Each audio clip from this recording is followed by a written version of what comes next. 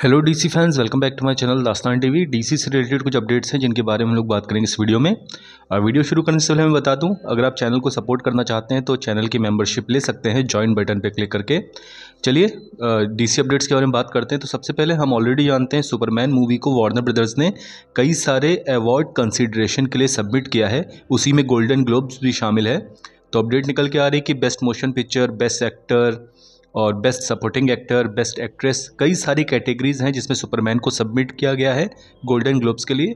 लेकिन मैंने ऑलरेडी आपको बताया है सुपरमैन मूवी की जो चांसेस हैं अवार्ड जीतने की, वो मुझको ऐसा लग रहा है कि वो टेक्निकल जो होती हैं चीज़ें, जैसे बेस्ट मेकअप हो गया, बेस्ट बैकग्राउंड स्कोर हो गया, बेस्ट ओरिजिनल स्कोर हो गया, इस चीज़ में चांसेस हैं कि सुपरमैन मूवी नॉमिनेट भी हो सकती है और अवार्ड जीत भी सकती है। तो देखते हैं फ्यूचर में क्या होता है। दूसरी अपडेट की बात करें, लैंटन की जो टीवी सीरीज़ है उसके बारे में एक चीज़ हमको पता चल रही है कि हमारे जो जॉन स्टीवर्ट का ग्रीन लैंटन है, वो जो अपनी पावर्स को यूज़ करेगा, he will be more creative with his powers, क्योंकि वो नया वर्जन होगा, यंग वर्जन होगा।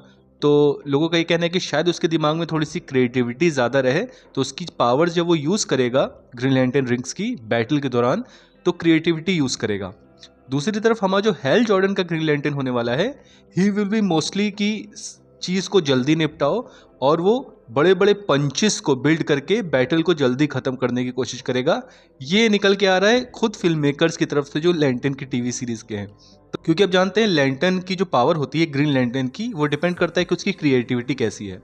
अब शायद जॉन स्टीवर्ट हमारा क्योंकि नया नया ग्रीन लैंटर्न बना है और नई नई सुपर पावर्स मिली हैं, तो कई सारी चीज़ें उसके दिमाग में होंगी कि ये भी ट्राई करना चाहिए, वो भी ट्राई करना चाहिए। शायद इस रीज़न की वजह से हमको ज़्यादा क्रिएटिविटी देखने को मिले जो जॉन स्टीवर्ट का ग्रीन लैंटर्न है उसकी तरफ से। अच्छा, तीसरी अपडेट की बात करें तो गाइस, जैसा कि आप जानते हैं वार्नर ब्रदर्स डिस्कवरी को परचेस करने के लिए पैरामाउंट मल्टीपल टाइम बिड दे चुका है, लेकिन वार्नर ब्रदर्स ने सभी बिड को कैंसिल कर दिया है।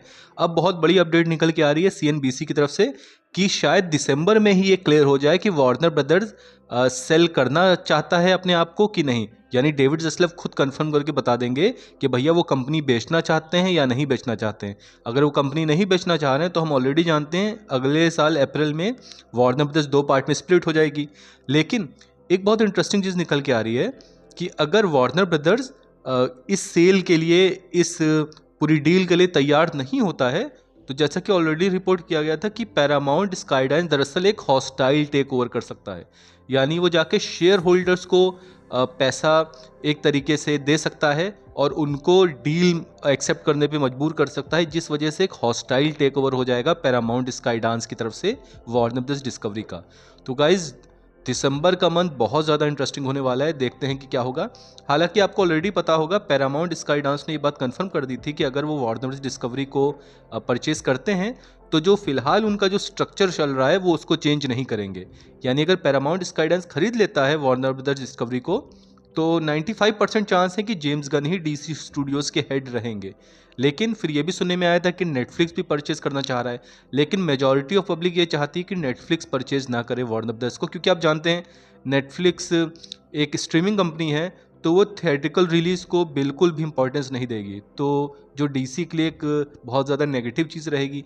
प्लस आपको पता है नेटफ्लिक्स अब बहुत ज़्यादा करने लग गया है कि वो किसी बुक पे या किसी कॉमिक बुक पे मूवी बनाता है, तो अक्सर हमने ये देखा है कि वो जेंडर स्वैपिंग करने लग जाता है। बहुत ज़्यादा वो करने लगा है, जो बहुत से लोगों को पसंद नहीं है।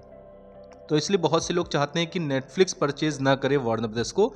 लेकिन पैरामाउंट स्काईडांस जो है गाइज, ये पूरे तरीके से हाथ धो के पीछे पड़ गया है कि भैया वार्नर ब्रदर्स डिस्कवरी को खरीदना ही खरीदना है। तो देखते हैं दिसंबर तक क्या होता है, क्या पैरामाउंट स्काईडांस खरीद पाएगा वार्नर ब्रदर्स डिस्कवरी को, या आपको ये लगता है कि एप्पल, अमेजॉन या यूनिवर्सल जो एक ज़्यादा बेटर ऑप्शन है, वो शायद वार्नर ब्रदर्स को खरीद सकते हैं। ये देखना इंटरेस्टिंग होगा। तो गाइज, यही कुछ अपडेट्स थी, और डीसी न्यूज़ के लिए मेरे चैनल को सब्सक्राइब करिए। Thank you.